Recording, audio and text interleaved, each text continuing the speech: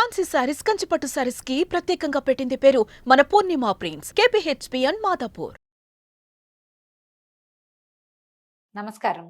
కార్తీక పురాణం 16వ రోజు పారాయణలోకి వచ్చాం. ఈ విధంగా సూత మహాముని ప్రవచించిన స్కాంద పురాణాంతర్గత కార్తీక మహాత్మ్యాన్ని విని సంతుష్ట మానసులైన శౌనకాది కులపతులు సూతముని, లోకోత్తర పుణ్యదాయకమైన ఈ కార్తీక పురాణము స్కాందమందే కాక పద్మపురాణాంతర్వర్తి అయి కూడా కలదు కదా, దానిని కూడా విశదపరచు అని ప్రార్థించగా మందస్మిత వదనుడైనటువంటి సూతుడు, ఓ మునులారా, వైకుంఠుని లీలా వినోదాలు మహిమలు వినేవారికి వినిపించేవారికి విశేష పుణ్యాన్ని ఇస్తాయే గాని విసుగుని కలిగించవు.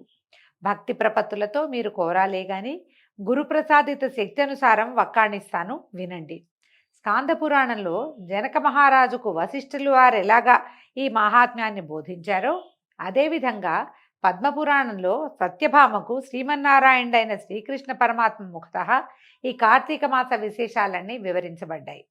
ఒకానొకప్పుడు నారద మహర్షి స్వర్గం నుంచి ఒక పారిజాత సుమాన్ని తెచ్చి శ్రీకృష్ణునికిచ్చి, ఓ హరి, 16,000 యనమండుగురు భార్యలలోనూ నీకు అత్యంత ప్రీతమమైన ఆమెకి ఈ పువ్వు నీయవయ్యా అని కోరాడు. ఆ సమయానికి రుక్మిణీదేవి అక్కడే ఉంది. నందనందనుడు నందనవన కుసుమాన్ని రుక్మిణీదేవికి కానుకగా ఇచ్చాడు.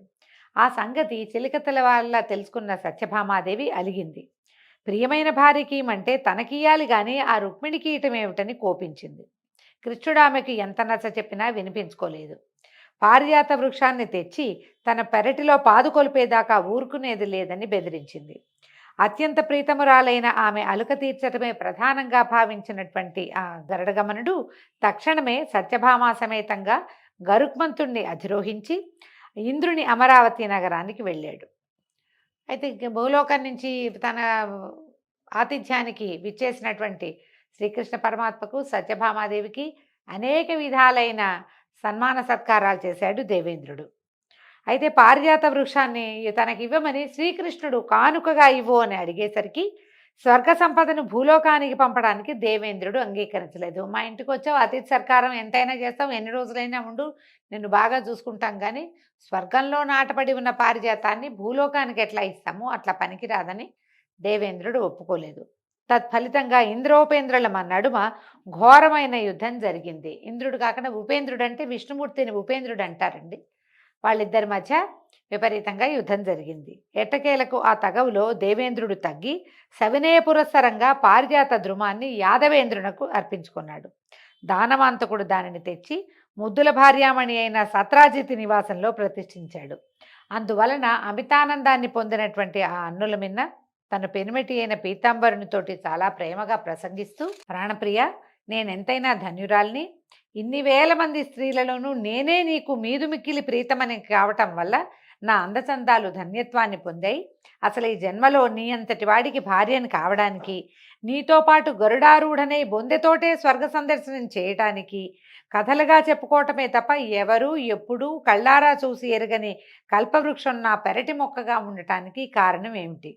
నేను నిన్ను తులాభార రూపంగా నారదుడికి ధారపోసినా, అలిగిన ఆవేశంలో నిన్ను వామపాదాన తాడించినా నువ్వు మాత్రం నా మీద నువ్వు గింజంత కూడా కోపం చూపించకుండా ఇంతలా ప్రేమిస్తున్నావంటే ఈ నీ ఆదరాభిమానాలు పొందటానికి నేను గత జన్మల్లో చేసిన పుణ్యం ఏమిటి? అదీగాక జన్మజన్మకి నీ జంటను ఎడబాయకుండా ఉండాలంటే నేను ఇప్పుడు ఇంకా ఏమేమి చెయ్యాలి అని అడిగింది. ఎంత బాగా అడిగిందో చూడండి. ఎంత ప్రేమగా ఎలా ఉంటున్నావు నువ్వు, దేనివల్ల, ఏ పూర్వజన్మ సుకృతం వల్ల నాకు భగవంతునితోటి ఇలాగా లీలామానుష విగ్రహణుడు అయినటువంటి నీతోటి ఉండగలిగే అవకాశం లభించిందని ఆవిడ అడిగితే, ముకుందుడు మందహాసం చేస్తూ, ఓ నారిలలామా సత్యభామ, నీవు నన్ను కోరరానిది కోరినా, చెప్పకుండా అడిగినా, ఈరాని దానిని ఆశించినా కూడా నీ సమస్త వాంఛలను నెరవేర్చి సంతృప్తురాలను చేయటమే నా విధి. అందుకు కారణం నీ పూర్వజన్మమే అని ఒక పూర్వజన్మగాథని చెప్తున్నాడండి. సత్యభామాదేవి పూర్వజన్మగాథట. మనం సత్యభామాదేవి భూదేవి అంశతో జన్మించిందని చెప్తాం, అది కూడా చెప్తూ ఇది కూడా చెప్తారండి. కృతయుగాంత కాలంలో మాయా అనే నగరంలో దేవశర్మ అనే వేద పండితుడు ఉండేవాడు. అతనికి లేక కలిగిన ఒకే ఒక ఆడబిడ్డ గుణవతి. అల్లారు ముద్దుగా పెంచుకున్న ఆ పిల్లని తన శిష్య పరంపరలో వాడే అయిన చంద్రుడనే వాడికిచ్చి పెళ్లి జరిపించాడు దేవశర్మ. ఒకనాడు ఈ మామ జామాతలిద్దరూ కలిసి సమిధలను దర్భలను తెచ్చుకునే నిమిత్తంగా అడవికి వెళ్ళి అక్కడ ఒక రాక్షసుని చేత హతమార్చబడ్డారు. ఈ సమిధలు దర్భలు అనగానే ఏమిటి అని ప్రశ్న వస్తుంది. దర్భలు సమిధలు నిత్య నైమిత్తికాలకి చాలా అవసరం అండి. సమిధలు లేనిదే ఆ కాలంలో ఈ బ్రాహ్మణులు నిత్యాగ్నిహోత్రులుగా ఉండేవారు. రోజు అగ్నిహోత్రం వెలిగించవలసిందే. అగ్నిహోత్రం అంటే మరి అగ్నిహోత్రానికి ఖచ్చితంగా సమిధలు కావాలి. తర్వాత ఈ దర్భాలతోటి సమిధలు ఈ అగ్నిహోత్రాన్ని 4 పక్కల దర్భలు వేయటము సమర్పించడము ఉంటాయి. చాలా విశేషంగా కనపడుతుంది దర్భలు వాడకం మన యజ్ఞాల్లోనూ హోమాల్లోనూ. అందుకని దర్భలు కావాలి, నిత్యాగ్నిహోత్రానికి ఎలాగో సమిధలు కూడా కావాలి. కాబట్టి అడవికి వెళ్ళి స్వయంగా తెచ్చుకుని వాళ్ళు కొనుక్కునే రోజులు కావు కదా. మామగారు అల్లుడు ఇద్దరు కలిసి వెళ్ళి తీసుకురావడానికి వెళ్ళి అక్కడ అడవిలో ఉన్నటువంటి ఒక బ్రహ్మరాక్షసుడి చేత చంపబడ్డారు. బ్రాహ్మణులు ధర్మాత్ములు నిత్య సూర్యోపాస్తిపరులు సూర్య ఉపాసనాపరులు అయినటువంటి వారి జీవిత విన్నాడానికి మెచ్చినటువంటి విష్ణుమూర్తి శైవులు కానీ గాణాపత్యులు కానీ సౌరవ్రతులు ఎవరైనా గాణాపత్యులు అంటే గణపతి మతం ఒకటి ఉందండి. ఇప్పటికీ మనకి భారతదేశంలో గాణాపత్యం ఉంది. ఎక్కడంటే మన మహారాష్ట్ర ఆ ప్రాంతాల్లో గణపతిని ఎక్కువ పూజిస్తారండి. మిగిలిన దేవి దేవతల ఆరాధన తక్కువ, గణపతి ఆరాధన ఎక్కువ. సౌరవ్రతులు సూర్యవ్రతులుగా ఉండే వాళ్ళు కూడా ఉన్నారు. పూర్తిగా సూర్యారాధనే. సూర్యుడే విష్ణువు, సూర్యుడే బ్రహ్మ మహేశ్వరులు, సూర్యుడే గణపతి, సూర్యుడే జేజి అమ్మవారు, అట్లా ఉంటుంది. అయితే శాక్తేయులు కూడా ఓన్లీ శక్తి మతమే, అమ్మవారే అన్నిటికీ. వీళ్ళందరూ కూడా వాన చినుకులు వాగులై వంకలై నదులై తుదకు సముద్రాన్నే చేరినట్టుగా నన్నే పొందుతున్నారు. పుత్రభ్రాతాది నామాలతో దేవదత్తుని లాగా నేనే వివిధ నామరూప క్రియాదులతో 5గా విభజింపబడి ఉన్నాను. ఇప్పుడు ఎలా ఉన్నారో చూడండి, 5గురు ఉన్నారు ఇక్కడ. ఉపాసన అనగానే, పూజా విధానం అనగానే 5గురు దేవతల్ని మానవులు విధిగా అర్చించాలండి. వాళ్ళు ఎవరెవరు? శివకేశవులు విష్ణువు మహేశ్వరుడు, తర్వాత శక్తి అమ్మవారు, వీళ్ళు ముగ్గురు కాకుండా గణపతి సూర్యుడు 5. ఈ 5గురు దేవతల్ని తప్పకుండా మనం అర్చించాలి. ఈ 5గురు దేవతల్లో మనం శివారాధనే చేస్తామనుకోండి. ప్రధాన దైవం శివుడైతే పరివార దేవతలుగా విష్ణువు, శక్తి, వినాయకుడు, శివుడు ఉంటారు. మనం విష్ణువారాధన చేస్తామనుకోండి, విష్ణువు ప్రధాన దైవంగా ఉండి మిగిలిన 4 పరివార దేవతలుగా ఉంటారు. కానీ వాళ్ళు ఉండాలి. ఇలా ఈ 5గురిని మనం పూజించాలి. అదే గణపతిని పూజించేటప్పుడు అమ్మవారిని పూజిస్తే అమ్మ మధ్యలో ఉంటుంది, అయ్యవారు అన్నగారు కుమారుడు నేత్రంగా భాషించేటువంటి సూర్యుడు 4 పక్కల ఉంటారు. సూర్యుని చూస్తే సూర్యుడు మధ్యలోకి వెళ్తాడు, శివకేశవులు ఇద్దరు వెనక్కి వెళ్తారు, తల్లి కుమారులు ముందుకొస్తారు, చుట్టుపక్కల ఉంటారనమాట. గణపతిని చేస్తే గణపతి మధ్యలో ఉంటాడు, అమ్మ నాన్న మావయ్య ముగ్గురు 3 పక్కల ఉండి 4వ పక్కన సూర్యుడు ఉంటాడు. ఎలా చేసినా ఇదే ఆరాధన. విష్ణుమూర్తి ఏం చెప్తున్నారంటే, ఇలా దేవదత్తులాగా వివిధ నామక్రియ రూప క్రియాదులతో నేనే ఈ 5గురుగా విభజింపబడి ఉన్నాను. అందువలన మరణించిన మామ అల్లుళ్ళని మన వైకుంఠానికే తీసుకురమ్మని పార్షదులని ఆజ్ఞాపించేట. అప్పుడు పార్షదులు ప్రభు ఆజ్ఞ పాటించి వాళ్ళని తీసుకొచ్చారు. సూర్య తేజ సమకాంతులతోటి ఈ మామ అల్లుళ్ళ 2 జీవాలు వైకుంఠానికి చేరి విష్ణు సారూప్యాన్ని పొంది, అంటే ఏమి సారూప్యం అంటే మనం ఇంతకుముందుకు చెప్పుకున్నాం, సారూప్యముక్తి. విష్ణువులాగా విశాల నేత్రాలు వస్తాయి, చక్కగా తిరుపుండ్రాలు ధరిస్తారు, ఊర్ధ్వపుండ్రాలు, శంఖచక్రాలు, తర్వాత చక్రాలతో పాటు పద్మమాలాలంకృతులుగా పీతాంబరధారులుగా ఉంటారు. విష్ణువు యొక్క సాన్నిధ్యంలోనే విష్ణు సారూప్యాన్ని పొంది మసులుతూ ఉండేవాళ్ళట. అయితే పితృభర్తృ మరణ వార్త విన్న గుణవతి ఎంతగానో కుంగిపోయిందట. తండ్రి భర్త ఒకేసారి మరణించారు. అమ్మాయి దుఃఖంతో ఉంది. కానీ పోయిన వారితోటి తను పోలేదు, పోకూడదు కూడా. ఎన్నాళ్ళు ఆయువు ఉందో అన్నాళ్ళు భూమి మీద ఉండవలసిందే. మరణాసన్నం అయ్యేదాకా మనుగడ తప్పదు గనక వేరొక దిక్కులేని ఆ యువతి ఇంట్లో ఉన్న వస్తు సంచయానంతటినీ విక్రయించి తండ్రికి భర్తకు ఉత్తమగతులకై ఆచరించవలసిన కర్మలన్నింటినీ ఆచరించింది. శేష జీవితాన్ని శేషసాయి స్మరణలోనే గడుపుతూ దేహపోషణార్థం కూలి పని చేసుకుంటూ ఆధ్యాత్మిక చింతనతో హరిభక్తిని, సత్యాన్ని, శాంతాన్ని, జితేంద్రియత్వాన్ని పాటిస్తూ ఉండేది. పరమ సదాచార పరులైన వారింట పుట్టి పెరిగింది కావటం వల్ల బాల్యం నుండే అలవడినటువంటి కార్తీక వ్రతాన్ని, ఏకాదశి వ్రతాన్ని మాత్రం ప్రతి ఏటా విడవకుండా ఆచరించేదట. కృష్ణుడు ఇప్పుడు చెప్తున్నారు, కృష్ణ పరమాత్మ, సత్య పుణ్యగణ్యాలు, ముక్తిదాయకాలు, పుత్ర పౌత్ర సంపత్ సౌభాగ్య సందాయకాలు అయినటువంటి ఈ 2 వ్రతాలు నాకు అత్యంత ప్రీతిపాత్రమైన సంగతి నీకు తెలుసు కదా. మనకు తెలుసు ఏకాదశి విష్ణు ప్రీతి కోసం చేస్తాం. కార్తీకం కూడా కార్తీక దామోదర ప్రీత్యర్థమే శివారాధన చేయబడుతుంది. ఇవి రెండు నాకు ఇష్టమని నీకు తెలుసు కదా. కార్తీక మాసంలో సూర్యుడు తులారాశిలో ఉండగా నిత్యము ప్రాతస్నానం ఆచరించే వారి సమస్త పాపాలను నేను నశింపజేస్తాను. ఈ కార్తీకంలో స్నానాలు, దీపారాధనలు, జాగరణ, తులసి పూజ చేసేవాళ్ళు అంత్యంలో వైకుంఠవాసుడైనటువంటి శ్రీ మహావిష్ణు స్వరూపులై భాసిస్తారు. అంటే ఇలాగా విష్ణు సారూప్యాన్ని పొందుతారు. విష్ణు ఆలయంలో మార్జన చేసి సర్వతోభద్రమనే శంఖము పద్మం సరతోభద్రమనే ముగ్గు, శంఖము పద్మము మొదలైన ముగ్గుల్ని పెట్టి పూజా పునస్కారాలను చేసేవారు జీవన్ముక్తులవుతారు. విష్ణు ఆలయంలో మార్జన చేయడం అంటే ఆలయాన్ని తుడిచి వాకిలు తుడవటం, మెట్లు కడగటము, అలాంటిది ఏ పని చేసినా కూడా విష్ణు సాయుధ్యం లభిస్తుందట. తర్వాత ఉపర్యుక్త ప్రకారంగా కార్తీక మాసంలో నెల రోజుల్లోనూ కనీసం 3 రోజులైనా ఆచరించిన వాళ్ళు దేవతలు కూడా నమస్కరించదగిన వాళ్ళు అవుతున్నారు.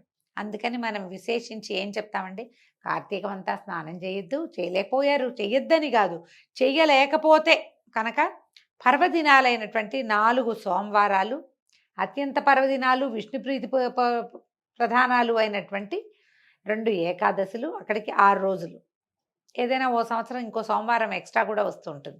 ఈ 6 రోజులు కాకుండా పౌర్ణమి, అమావాస్య 6, 2, 8 రోజులు, కనీసం 8 రోజులైనా కార్తీక వ్రతాచరణ చేయండి విశేషంగా అని పదే పదే అన్ని పురాణాల్లో అన్ని చోట్ల చెప్తాం.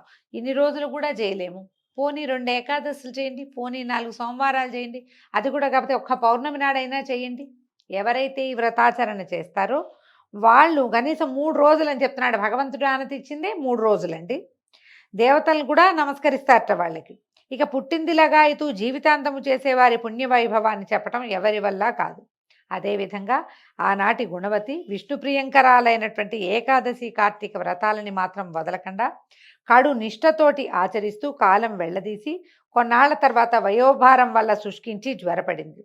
అయినా కూడా కార్తీక స్నానం మానకూడదనే పట్టుదలతో నదికి వెళ్ళి ఆ చలిలో కూడా నడుములోతు నీళ్ళకి చేరి స్నానమాడే ప్రయత్నం చేస్తూ ఉంది. అంతలోనే ఆకాశం నుంచి శంఖచక్ర గదా పద్మాది ఆయుధాలు ధరించి ఆ విష్ణువాభులైనటువంటి విష్ణుదూతలు గరుడ పతాకాయుతమైన విమానంలో వచ్చి గుణవతిని అందులో చేర్చి దివ్య స్త్రీల చేత సేవలు చేయిస్తూ తమతో పాటుగా వైకుంఠాన్ని చేరారు. అంటే ఈవిడ కార్తీక స్నానం చేస్తూ నదిలో మునిగి మరణాసన్నురాలైపోయింది, మరణం పొందింది.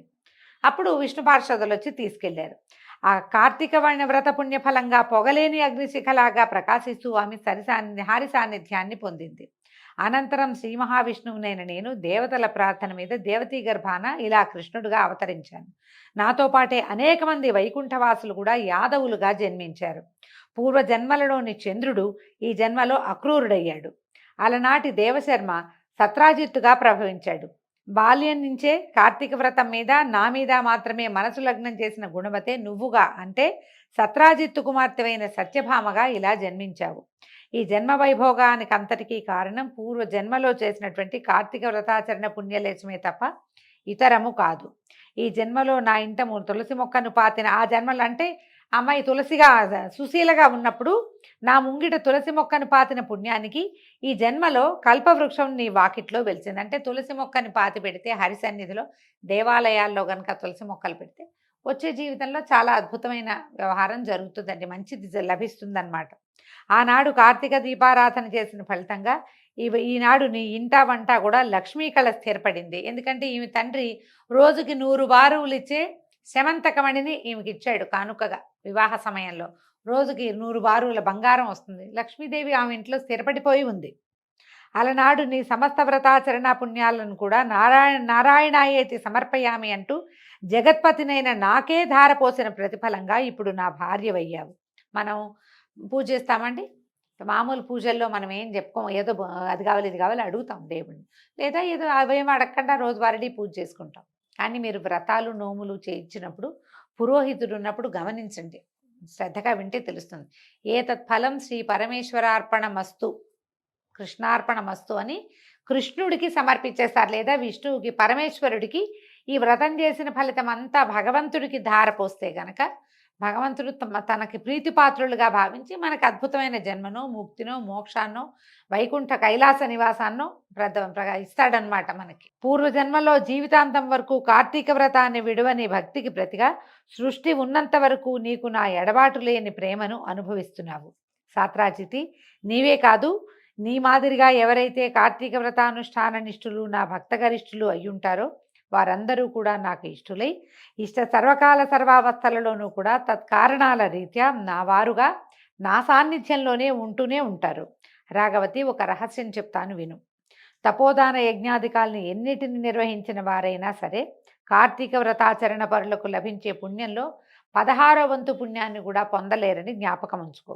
ఉపరి విధంగా శ్రీకృష్ణ ప్రోక్తమైన తన పూర్వజన్మ గాథను, కార్తీక వ్రత పుణ్యఫలాలను విని పులకితాంగి అయినటువంటి సత్యభామాదేవి విశ్వంభరుడైన తన భర్తకి వినయ విధేయతలతోటి ప్రణమిల్లింది. దీంతో 16వ రోజు పారాయణ పూర్తయిందండి. రేపు ఉదయం 17వ రోజు పారాయణతో మళ్ళీ కలుసుకుందాం. నమస్కారం.